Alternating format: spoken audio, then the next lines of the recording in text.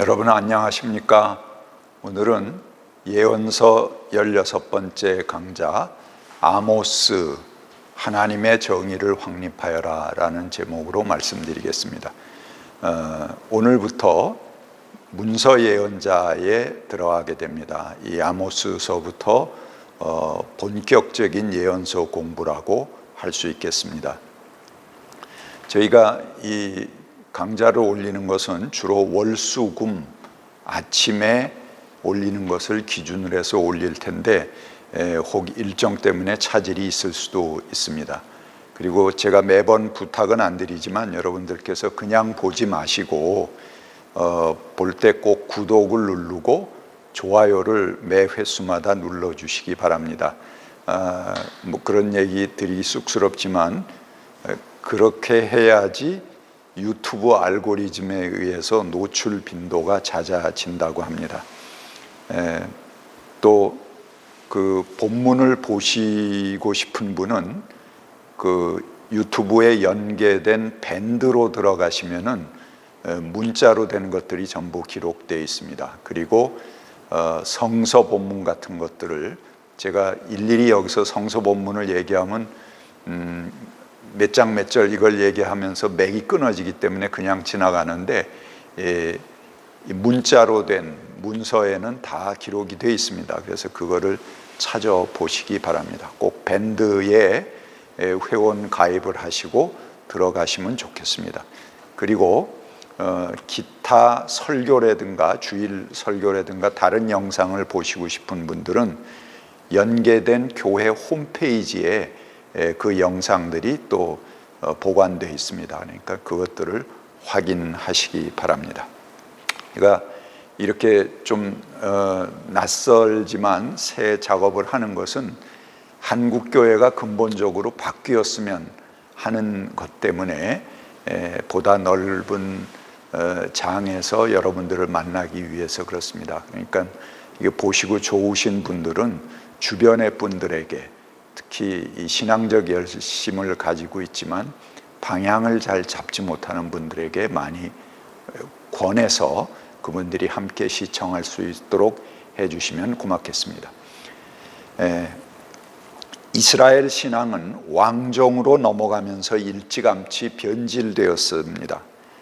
노예들을 해방시키는 야훼 하나님은 이제는 왕정과 지배자들의 하나님으로 변조되었습니다. 그러나 그 중에도 참 신앙의 맥을 살려가는 사람들은 예언자들이라고 볼 수 있습니다. 그들은 개인적으로 많은 고난을 당하지만 야훼 신앙의 존재는 바로 그들의 거친 목소리를 통해서 확인되어집니다. 그리고 그 정신을 이어가는 것을 볼 수 있습니다. 오늘 살펴볼 아모스는 양치는 목자입니다. 그는 예루살렘에서 남쪽으로 약 16.6km 떨어진 시골 유다의 드고아라는 농촌 사람입니다. 거기서 농사와 목축을 하는 사람이었습니다. 그는 자신에 대해서 스스로 이렇게 말합니다. 나는 예언자도 아니고 예언자의 제자도 아니오. 나는 집짐승을 먹이며 돌 무화과 나무를 가꾸는 사람이오. 그러나 주님께서 나를 양떼를 몰든 곳에서 붙잡아 내셔서 주님의 백성 이스라엘에게로 가서 예언하라고 명하셨소 라고 합니다. 아모스가 예언 활동을 할 때 유다의 왕은 우시야였습니다. 그는 주전 787년부터 736년까지 즉위한 왕이었는데요. 북왕국 이스라엘의 왕은 이 우시야 왕은 여호아스의 아들 여로보암 2세였습니다. 그러니까 남왕국은 우시야, 북왕국은 여로보암 2세 때인데 이때는 굉장히 국력이 남북왕국이 전부 번성하는 그런 시대입니다. 그리고 아모스 1장 1절에 보면 지진이 일어나기 2년 전이다 그렇게 이야기합니다. 그러니까 아모스 때는 물론이고 큰 지진이 일어난 듯합니다. 이런 기록은 스가랴서에도 나타납니다. 스가랴 14장 5절에 그런 지진의 기록이 나옵니다. 지진이 일어난 정확한 연대는 우리가 알 수 없습니다.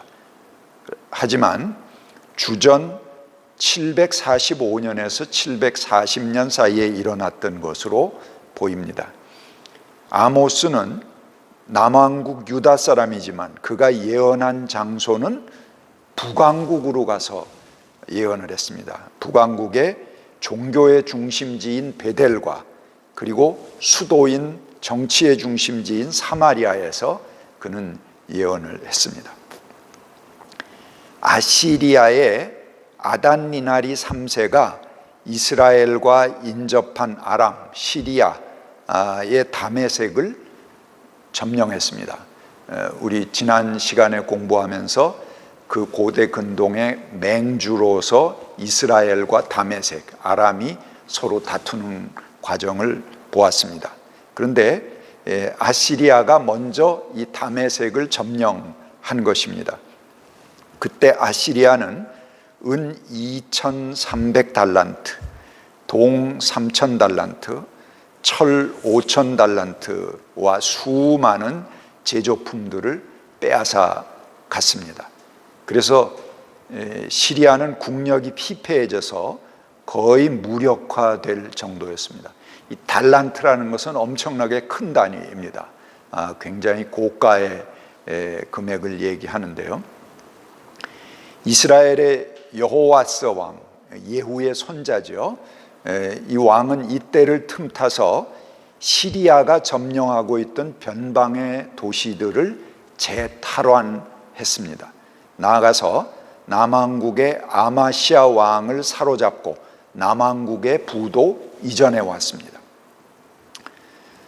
그러다가 주전 782년에 아단니나리가 죽은 이후에 아시리아의 디글랏빌레셀 3세가 즉위하게 됩니다. 그때 디글랏빌레셀 3세가 즉위하기 전까지 745년에 디글랏빌레셀이 즉위했는데 그 사이에 이스라엘은 아시리아가 힘에 공백이 생겼을 때 평화를 누리고 전성기를 가질 수 있었습니다. 이 무렵 아시리아가 내적으로 혼란을 겪는 시기였고 이스라엘의 여로보암 2세는 국경선을 자유롭게 확장했습니다. 그래서 솔로몬 시대와 맞먹는 영토를 차지하게 됐습니다. 또한 그는 무역로를 확보해서 아합 시대를 능가하는 부를 누리게 됩니다. 이때 지중해로부터 요르단 동쪽을 통과하는 무역로가 활성화되어서 막강한 부를 벌어들이게 됩니다. 이로 인해서 부유한 상인 귀족 계급은 번영을 누리게 되고 사치스러운 집에서 살 수가 있었습니다. 그러나 민중의 삶은 달라진 것이 없었습니다. 오히려 상대적인 박탈감이 심화되었습니다. 당시 민중은 지진 등 천재지변으로 인한 수확감사와 또 동시에 영토 확장을 위한 전쟁에 동원될 수밖에 없었습니다. 그래서 전에 없던 생존의 위기를 겪게 됩니다. 국가의 부는 늘어났는데 그 밑에 있는 민중들의 피와 땀과 노동, 그들의 희생에 의해서 늘어난 부고 그 부는 민중들에게 이전되지 않았다는 것입니다. 그래서 권력과 토지에 굶주려 있는 상류층의 탐욕과 부유층의 방탕함은 집신 한 켤레값에 이 빈민들을 노예로 팔아넘기는 그런 상황이 되어버렸습니다.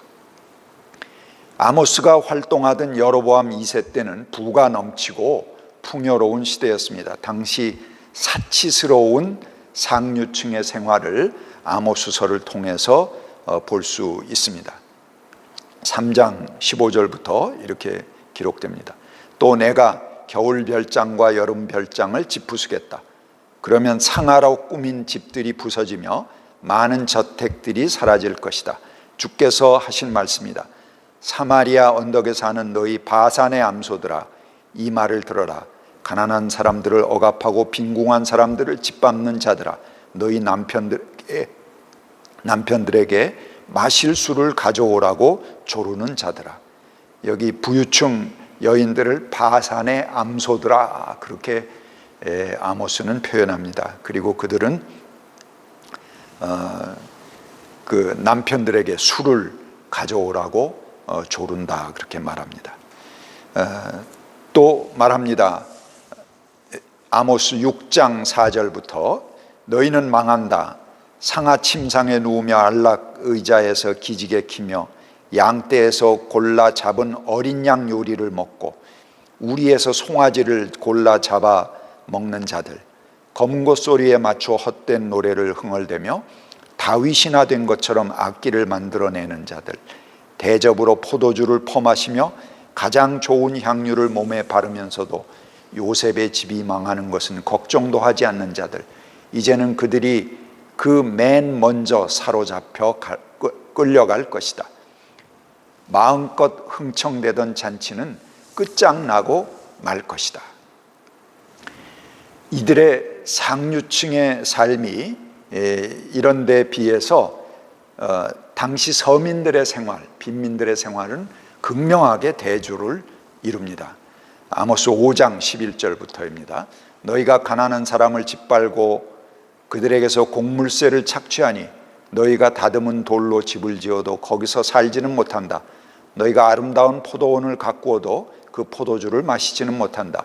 너희들이 저지른 무수한 범죄와 엄청난 죄악을 나는 다 알고 있다. 너희는 의로운 사람을 학대하며 뇌물을 받고 법정에서 가난한 사람들을 억울하게 하였다. 또 8장 5절부터 말합니다. 기껏 한다는 말이 초하루 축제가 언제 지나서 우리가 곡식을 팔 수 있을까? 안식일이 언제 지나서 우리가 밀을 낼 수 있을까? 되는 줄이고 추는 느리면서 가짜 저울로 속이자. 헐값에 가난한 사람들을 사고 신 한 켤레 값으로 빈궁한 사람들을 사서 찌꺼기 밀까지도 팔아먹자 하는구나. 아모스는 당시 종교에 대해서도 매우 비판적입니다. 그래서 종교의 중심지인 베델에 가서 이 제사장들과 예언자들에 대해서 호되게 또 비난을 합니다. 이스라엘 종교 중심지에 대해서 그는 신랄하게 비판하는 것을 볼 수 있습니다. 아모스 시대의 기득권 세력은 나라의 번영을 하나님께서 이스라엘을 보호하시는 표시로 받아들였습니다. 그래서 하나님이 이렇게 사랑하시기 때문에 우리 부가 늘어났다, 이렇게 얘기했던 것입니다. 성소의 예언자와 제사장들은 상류층의 후한 헌금으로 충분히 보상을 받을 수 있었습니다. 그래서 그들은 자연히 상류층 부자들에게 기울었고 그들의 비위를 맞추는 그런 메시지를 늘어놓았습니다. 부자들의 자만과 환희의 기분을 약화시킬 일은 하지 않고 그들의 봉사하고 그들을 기분 좋게 하는 말들로 가득 채웠던 것입니다. 우리가 흔히 아모스의 주된 메시지를 정의라고 합니다. 아모스를 그래서 정의의 예언자, 공의의 예언자라고 하는데요. 오늘은 그 정의라는 개념이 도대체 어떤 개념인가 하는 것을 잠깐 살펴보고 마치겠습니다. 오늘 신학적으로 정의라는 개념은 히브리어를 먼저 봅시다. 히브리어로 체덱라고 합니다. 정의, 공의 할 때 체덱라고 하는데요. 이거는 관계를 말하는 용어입니다. 그래서 의라는 것은 올바른 관계가 이루어지는 것입니다. 하나님 앞에서 의를 지킨다는 것은 하나님과 올바른 관계가 이루어진다는 것이고, 사람들 사이에 정의가 확립된다고 할 때 이웃들과의 올바른 관계가 맺어지고 사람들 사이에 상호 신뢰하고 사랑하고 존경할 수 있는 관계가 형성된다는 것을 말합니다. 또 자연과도 올바른 관계가 형성되어야 합니다. 전통적인 신학에서도 의의 상대적인 개념을 죄라고 하는데, 죄가 뭐냐? 법을 어긴 게 죄가 아니고 하나님과의 관계가 끊어진 것, 그 관계가 무너진 것을 죄라고 합니다. 그래서 의나 죄라는 것은 관계의 용어다 하는 걸 알 수가 있습니다. 이러한 용어는 그대로 신약 시대의 히라보로 번역이 됩니다. 디카이오시네로 번역한 의라는 말은 기독교 신학의 가장 중심적인 용어입니다. 의라는 신학 개념은 그만큼 중요하기에 아주 길고도 해결되지 않는 지루한 신학적 논쟁들이 이어졌습니다. 특히 바울에게서 기원하고 루터 종교개혁에서 강조된 오직 믿음으로 오직 은총으로라는 명제와 또 이와 대립해 있는 한 축이 있습니다. 이거는 야고보에게서 뿌리를 두고 보네포가 강조한 행위가 없는 값싼 믿음, 이런 그 오직 믿음 그러고 행위는 필요 없다, 하나님은 행위에 의하지 않고 믿음에 의하신다 하는 것을 행위가 없는 값싼 믿음이라고 보네포는 비판했습니다. 그래서 이 두 전통이 서로 팽팽한 긴장을 유지합니다. 믿음을 강조하는 신학과 행위와 실천을 강조하는 신학의 긴장감이 바로 그것입니다. 하지만 이것은 구약 성서적인 맥락에서 보면 아무런 논쟁거리가 되지 않는 것입니다. 내가 하나님 앞에서 의롭다고 하는 것은 하나님과 분리된 나라는 존재의 행위나 실천을 말하는 것이 아닙니다. 하나님을 떠난 존재는 그것이 옳았건 그르건 정의인가 불의인가를 가늠할 자격조차 없습니다. 하나님과 떨어져 있으면 그것 자체가 불의입니다. 그래서 구약에서 참된 의는 나의 모든 행동이 하나님과의 관계 속에서 나와야 하는 것입니다. 나의 생각과 실천, 일거수일투족이 하나님의 충동질, 아모스가 하나님의 충동질에 의해서 갑자기 농부가 예언자가 되죠. 그런 거와 같이 하나님의 충동질에서 우러나와야 하는 것입니다. 그렇기 때문에 정의와 의라는 것은 그 말 자체가 철저한 하나님과의 관계를 전제하는 말입니다. 하나님 없이 나의 행위와 실천을 전제하는 것은 그 자체가 불의입니다. 보네포의 비판은 말로만 오직 믿음을 앞세우고 하나님을 팔아먹는 거짓 믿음에 대한 경고였습니다. 그들은 실제로는 하나님과 아무런 관계 없이 그냥 말만 한다는 것입니다. 그거는 기본적으로 의가 아니죠. 구약의 신학에서 보면은 철저한 하나님과의 관계 속에서 나오는 것이 의라는 말입니다. 자신의 이기적이고 배타적인 동기를 위해서 잘못 사용하는 오직 믿음, 의라는 말은 그거는 아예 고려의 대상이 되지 않는 것입니다.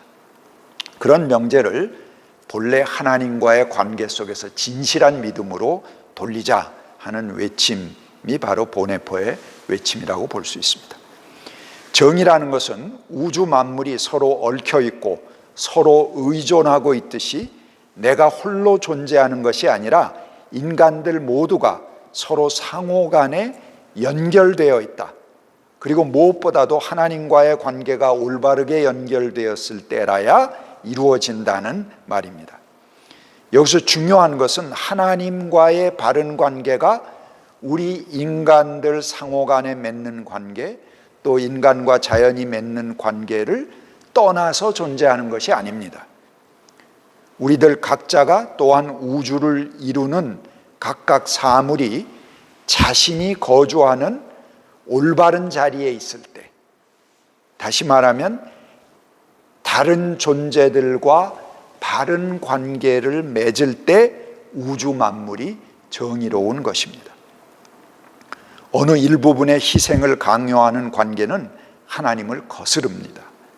또한 우리는 각자의 조화로운 관계들 속에서 생명이 충만함, 기쁨을 누릴 때 만물은 평화를 실현할 수 있습니다. 이웃과의 관계는 절단되어 있는데 하나님과의 관계는 바르게 간다 하는 게 지금 한국교회의 병폐 아닙니까? 그건 있을 수 없다는 것입니다. 이웃과의 관계가 절단됐으면 볼 필요도 없이 그가 주여 삼창을 맨날 하고 밤낮 철야를 한다고 하더라도 그는 하나님을 알지 못하는 사람입니다. 하나님 관계가 절단된 자라고 볼 수 있는 것입니다. 이웃과 자연과의 관계, 이 모든 것이 원활하고 충만할 때, 그때 하나님께서도 우리 안에 충만하시는 것입니다. 감사합니다.